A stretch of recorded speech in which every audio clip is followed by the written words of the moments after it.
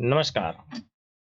Lux classes की YouTube channel में आप सभी का स्वागत है। मैं हूं लक्ष्मण चौधरी और आप देख रहे हैं लक्स क्लासेस बालोतरा का यूट्यूब चैनल। प्यारे साथियों, अपने आपके छठे अध्याय के अंदर एक पार्ट का अध्ययन कर लिया और आज अपन सेकंड पार्ट का अध्ययन करेंगे, यानी फर्स्ट क्लास जो अपने यूट्यूब चैनल पे डाली हुई है और सेकंड क्लास जिसको अभी अपन पढ़ रहे हैं। जब तक आपने अगर पहली क्लास नहीं देखी है तो आप सबसे पहले लक्ष्मण धारा की यूट्यूब लक्स क्लासेस के यूट्यूब चैनल पे जाइए और वहाँ के प्लेलिस्ट में जाने के बाद में आपको दिखेगी प्लेलिस्ट 6 क्लास की दिखेगी, वहां जाकर के उसको पढ़ सकते हैं। ठीक है, अब अपनी क्लास को करते हैं शुरू। हाँ ठीक है, पेन मिल गया। पेन नहीं मिल रहा था मेरे को इतनी देर। हाँ देखो, अपन यहाँ पे लास्ट क्लास को एंड किया था, यानी पृथ्वी और हमारा इसके अंदर हम पढ़ रहे थे। मैदान पढ़ लिया था, पर्वत पढ़ लिया था, पठार पढ़ लिया था और अब अपन देखेंगे स्थल रूप एवं लोक। स्थल रूपों की विभिन्नता के अनुरूप ही मानव विभिन्न प्रकार से जीवन यापन करते हैं। अब मानव यहाँ पे किस तरीके से जीवन यापन करते हैं उसकी अगर बात करें तो जीवन यापन का मतलब ये होता है कि जीवन व्यतीत करना। जीवन यापन का मतलब है जीवन बिताना, व्यतीत करना या फिर जीवन बताना, यानी किस तरीके से रहते हैं। पर्वतीय क्षेत्र का जीवन कठिन होता है, मैदानी क्षेत्र का जीवन पर्वतीय क्षेत्र की तुलना में सरल होता है और मैदानों में बहुत ही सरल होता है। ठीक है, तो ये चीज ध्यान रखनी है कि किस क्षेत्र में जो जीवन जीना कठिन होगा तो पर्वतीय क्षेत्र में कठिन होगा, क्योंकि पर्वत पर चीजें लानी और ले जानी बहुत मुश्किल होती है। क्योंकि अभी आप भी कभी कभार किसी पर्वत पर मंदिर या कोई मेला लगता हो या कभी कुछ लगता हो तब जाते हो तो आपको पर्वत पर चढ़ने में भी काफी दिक्कत होती है, तो वहां पे रहने वाले लोगों को इतनी दिक्कत होती होगी। ठीक है, आगे देखो, मैदानी क्षेत्र का जीवन पर्वतीय क्षेत्र की तुलना में सरल है और मैदान में फसलें। अब देखो मैदानी क्षेत्र दिख रहा है, ये देखो यहाँ पे लोग काम कर रहे हैं, कितनी हरियाली अच्छी अच्छी लग रही है। ये देखो यहाँ पे खेती भी अधिक होती है। मैदानी क्षेत्र में जो मिट्टी होती है वो उपजाऊ होती है। ठीक है ना, मिट्टी कैसी होती है? उपजाऊ होती है। और मैदानी क्षेत्र में और क्या होता है, अगर मिट्टी उपजाऊ होगी तो लोग यहाँ पे कृषि कार्य करेंगे, कृषि कार्य करेंगे तो यहाँ पे क्या होगी? जनसंख्या अधिक होगी। जनसंख्या क्या है? अधिक है। ठीक है, आगे देखो, फसल उगाना, घर बनाना तथा सड़कें बनाना पर्वतीय क्षेत्र की तुलना में अधिक आसान होता है। विभिन्न प्रकार के स्थल रूपों पर रहने वाले लोगों के रहन-सहन के तरीके में कुछ अंतर होता है। क्या आप उनमें से कुछ अंतरों को बता सकते हैं? कभी-कभी प्राकृतिक आपदाएँ, देखो प्राकृतिक आपदाएँ का मतलब क्या है? प्रकृति से आने वाली विपत्तियाँ, यानी ऐसी घटना जो प्रकृति के द्वारा अपने आप घटती है, जिसमें भूकंप है, ज्वालामुखी उद्गार अपन ने पढ़ा था ना पर्वतीय क्षेत्र के अंदर। तूफान है, बाढ़ है, बहुत विनाश कर देते हैं। इन आकस्मिक घटनाओं, आकस्मिक का मतलब होता है अचानक। आकस्मिक का मतलब क्या होता है? आकस्मिक का मतलब होता है अचानक। आकस्मिक का मतलब होता है अचानक। क्या मतलब होता है? अचानक। ठीक है, अचानक घटनाओं के बारे में जागरूक पैदा करके हम इनमें आने वाले खतरों को कम कर सकते हैं। हम कितने तरीके से जल एवं स्थल को उपयोग में ला सकते हैं, इसका पता हम अपने आसपास के क्षेत्र से लगा सकते हैं। प्राय हम स्थल का उपयोग गलत तरीके से करते हैं, जैसे उपजाऊ भूमि पर मकानों का निर्माण करना। इस प्रकार हम लोग कूड़ा किसी भी भूमि या पानी में फेंक देते हैं, जो कि उन्हें गंदा कर देता है। हमें प्रकृति के इस महत्वपूर्ण वरदान का उपयोग इस प्रकार नहीं करना चाहिए। उपलब्ध भूमि केवल हमारे ही उपयोग के लिए नहीं है, यह हमारा कर्तव्य है कि हम आगे आने वाली पीढ़ियों के लिए पृथ्वी को सुरक्षित रखें। अब देखो कर्तव्य की बात आई है तो मैं आपको एक दो चीज बता देता हूँ। कर्तव्य जो होते हैं वो अपने दो प्रकार के होते हैं। थोड़ी मतलब सैद्धांतिक बात कर लेते हैं। कर्तव्य जो होते हैं वो दो प्रकार के होते हैं। एक तो होता है नैतिक, आपकी किताबें भी चलती होगी नैतिक शिक्षा, तो एक तो होता है नैतिक कर्तव्य। कैसा कर्तव्य? नैतिक कर्तव्य। ठीक है, और एक होता है मौलिक। मौलिक कर्तव्य। अब देखो, नैतिक का मतलब क्या होता है कि ये भाई इन कर्तव्यों को फॉलो करना आपके ऊपर निर्भर करता है। आप करो तो भी सही, नहीं करो तो भी सही। लेकिन मौलिक कर्तव्य जो होते हैं वो किसी भी देश के संविधान के अंदर लिखे हुए हैं। जैसे अपने भारत की बात करें, मौलिक कर्तव्य जो भारत के संविधान के अंदर दिए हुए हैं, तो भारतीय संविधान में लिखा हुआ है कि आपको यातायात के नियमों को पालन करना चाहिए, ये आपका कर्तव्य है। कैसा कर्तव्य? मौलिक कर्तव्य। ठीक है, आप सुबह उठ के अपने माता पिता के चरणों को स्पर्श करेंगे, ये एक नैतिक कर्तव्य है। ठीक है, आप गुरुजनों का आदर करेंगे, ये एक नैतिक कर्तव्य है। तो नैतिक कर्तव्य क्या है और मौलिक कर्तव्य क्या है, इन दोनों में अंतर जरूर होना चाहिए, आपको पता होना चाहिए। तो जो पर्यावरण है इसको बचा के रखना, ये हमारा नैतिक कर्तव्य है, क्योंकि अगर हम इसको बचा के नहीं रखेंगे तो आने वाली पीढ़ियां इसको सुरक्षित या स्वच्छ नहीं देख पाएगी। आगे देखो, ये आप चित्र में देख सकते हो, ये एक रस्सी के द्वारा बनाया गया पुल है जो अरुणाचल प्रदेश के अंदर है। अब देखो, स्वच्छ भारत मिशन, स्वच्छ शरीर में स्वच्छ मस्तिष्क निवास करता है, और स्वच्छ शरीर के लिए स्वच्छ पर्यावरण, विशेष रूप से साफ जल, वायु तथा स्वच्छ वातावरण प्राथमिक आवश्यकताएं हैं। इन सभी प्राथमिक आवश्यकताओं को सभी लोगों को सुलभ कराने हेतु भारत सरकार द्वारा स्वच्छ भारत मिशन या स्वच्छ भारत कार्यक्रम चलाया जा रहा है। अब स्वच्छ भारत का मतलब क्या है कि सभी लोगों को स्वच्छ वायु मिलनी चाहिए, जिससे व्यक्ति का स्वच्छ शरीर होगा। तो ये सारी चीजें हैं, ठीक है। अब देखो, अगर आप कूड़ा कचरा पानी में डाल देते हो तो कितना गंदा दिखता है।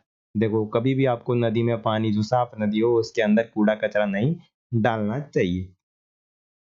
उसके बाद में चित्र एक को ध्यान से देखो, ये कहाँ का चित्र हो सकता है?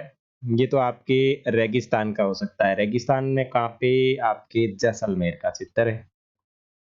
ये स्थल रूप है कि नहीं है? ये जैसलमेर का इलाका है। ये आपके गोवा का हो सकता है। ये कैसा है? ये मैं कहूँ कि ये कैसा इलाका है, तो ये इलाका कैसा हो जाएगा? ये हो जाएगा आपके कौन सा? मरुस्थलीय क्षेत्र हो जाएगा, मरुस्थल। ये हो जाएगा मरुस्थल, ठीक है। और ये हो जाएगा तटीय क्षेत्र। कैसा क्षेत्र? तटीय क्षेत्र, ठीक है। ये अपन गोवा का तट मान लेते हैं, ठीक है। और ये आपके त्योहार हैं जो आपके होते हैं ना, ये नाव प्रतियोगिता, ओणम त्योहार पे नाव प्रतियोगिता होती है, पता? ओणम, ओणम त्योहार मनाया जाता है दक्षिण भारत के अंदर। ओणम त्योहार पर की नाव प्रतियोगिता होती है। यह है नाव प्रतियोगिता, ठीक है। उसके बाद में यहाँ पे कुछ वृक्ष है जो जंगल के अंदर लोग रहते हैं, ठीक है ना, इस तरीके से। आगे देखते हैं। यहाँ पे भी वापस स्थल रूप दे रखे हैं। देखो, लोगों ने पहाड़ों के ऊपर किस तरीके से अपने घरों का निर्माण किया है, यानी घर जो है वो पहाड़ों के ऊपर लोग किस तरीके से अपने घर बना देते हैं। उसके बाद में देखो, जो पहाड़ी वाला ढनाल वाला जो क्षेत्र होता है, इसके ऊपर लोग कृषि कार्य कैसे करते हैं। और ये जो लोग कृषि कार्य कर रहे हैं वो कौन सी फसल है? ये चाय है, पता है? सॉरी, ये आपकी जो फसल है उसका नाम है चाय। कौन सी फसल है ये? ये चाय की खेती। कौन सी खेती है?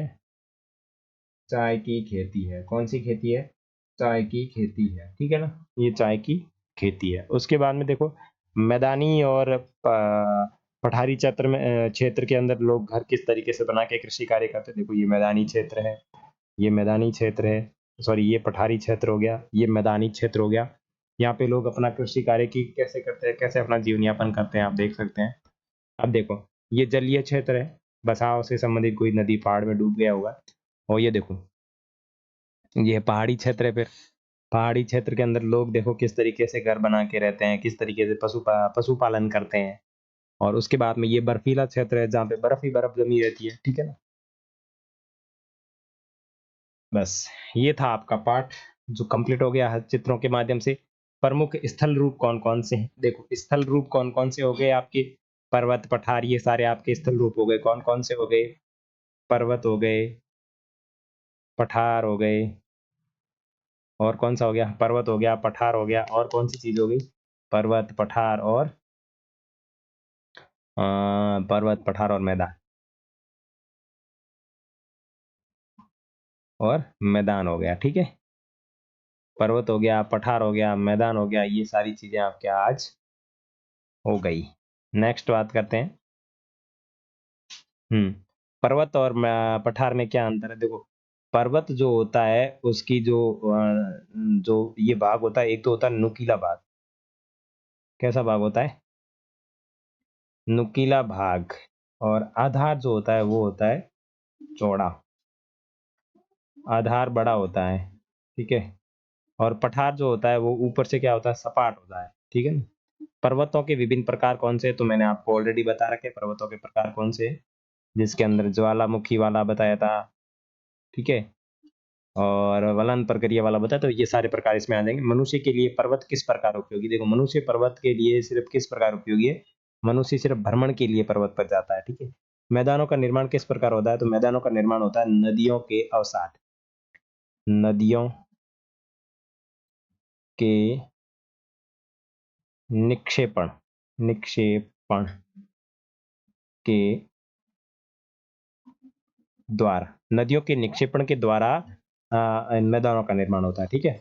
नदियों द्वारा निर्मित मैदान सघन जनसंख्या वाले क्यों होते हैं? क्योंकि ये उपजाऊ होते हैं, उपजाऊ होते हैं, प्लस कृषि कार्य अधिक, कृषि कार्य अधिक होता है, कृषि कार्य अधिक होता है, ठीक है, कृषि कार्य अधिक होता है।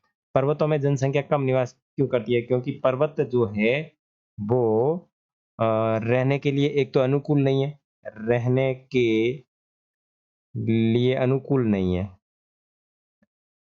अनुकूल नहीं है, अनुकूल नहीं है, अनुकूल नहीं है, ठीक है। और यहाँ पे ना तो कृषि कार्य होता है, क्योंकि पर्वत अनुकूल इसलिए नहीं है क्योंकि यहाँ पे बारिश भी अधिक आ जाती है, फिर गर्मी भी अधिक हो तो गर्मी भी अधिक लग जाती है, फिर अगर ज्यादा ऊंचाई वाला हो तो वहाँ ठंड ज्यादा पड़ने लग जाती है, इस प्रकार, ठीक है। अब आपके एबसद वाले प्रश्न इनको देख लेते हैं। पर्वत पठार से भिन्न होते हैं, पर्वत पठार से भिन्न कैसे होते हैं? अब देखो पर्वत जो है भिन्न किस में होते हैं? ऊंचाई में होते हैं, ठीक है। दूसरे ढाल में भी होते हैं, और तीसरे अभिमुखता। देखो पर्वत और पठार, जो पर्वत पठार से भिन्न होते हैं ऊंचाई में, क्योंकि वो हाइट उनकी ज्यादा होती है, ठीक है। और हिमानी कहाँ पाई जाती है? हिमानी जो पाई जाती है वो पाई जाती है पर्वतों में पाई जाती है, पठार में नहीं जाती, पर्वतों में पाई जाती है। दक्कन का पठार कहाँ स्थित है? तो दक्कन का पठार आपके भारत में स्थित है। और यांग नदी कहाँ बहती है? तो यांग नदी है वो चीन के अंदर बहती है। यूरोप की एक महत्वपूर्ण पर्वतशाला कौन सी है? तो यूरोप की आपकी जो महत्वपूर्ण पर्वतशाला है वो एंडीज पर्वतशाला, ठीक है ना, एंडीज पर्वत श्रृंखला है, ठीक है। समतल भूमि वाले विस्तृत क्षेत्र को क्या कहते हैं? तो इसको कहते हैं आपका मैदान, ठीक है। हिमालय एवं ऑल्पस, हिमालय और ऑल्पस आपके कौन सा है? वलित, वलित है।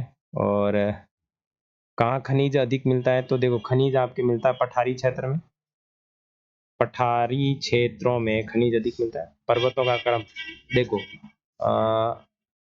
पर्वतों का एक क्रम है, पर्वत श्रृंखला, पर्वत, देखो यहाँ पे आएगा पर्वत श्रृंखला, क्या आएगा? पर्वत श्रृंखला पर्वतों का एक क्रम है। क्षेत्र कृषि के लिए सबसे अधिक उत्पादक क्षेत्र होते हैं। देखो मैदानी जो क्षेत्र होते हैं वो सबसे अधिक उपजाऊ क्षेत्र होते हैं, मैदानी, ओके। तो इस तरीके से ये आपके एबसद कंप्लीट होते हैं, और इसी के साथ आपके जो छठा अध्याय है वो कंप्लीट होता है। और एक आप ये कार्य भी अच्छी तरीके से करें, मानचित्र कार्य। देखो विश्व के मानचित्र पर निम्नलिखित को चिन्हित कीजिए। पर्वत श्रृंखलाएं, हिमालय, रॉकी तथा एंडीज पर्वत। देखिए तो ये जो आपके मैप दिया हुआ है ना, मैप, ठीक है ना, मैप दिया हुआ है ना जो मानचित्र विश्व वाला, उसके अंदर ये सारी चीजें आपको देखनी है कि कहाँ कहाँ कौन सी स्थिति है। तो इसी के साथ आपका छठा अध्याय समाप्त होता है।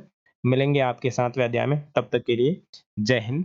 और आप चैनल पे नए हैं तो अपने चैनल को सब्सक्राइब कर लीजिए इसी तरीके की वीडियो प्राप्त करने के लिए, और साथ ही साथ अपने फ्रेंड्स के साथ में शेयर भी कर लीजिएगा। और जिन लोगों ने अभी तक आगे की क्लासें नहीं देखी है तो वो प्ले लिस्ट में जा करके वहाँ देख सकते हैं, सारी की सारी प्ले लिस्ट बनी हुई है। और इनकी जो जीके की आपको वीडियोस देखनी है, या फिर जीके के प्रश्न प्राप्त करने जो इनके अंदर से किस तरीके से बनते हैं, तो वो अपने लक्ष्मण धारा यूट्यूब चैनल पर डाले हुए हैं। तो आप यूट्यूब पे सर्च करें लक्ष्मण धारा, या फिर मैं कमेंट सेक्शन में या फिर आपके इसके अंदर लिंक प्रोवाइड करवा दूंगा, तो वहां से भी आप देख सकते हैं। मिलेंगे नए वीडियो में, तब तक के लिए जय हिंद।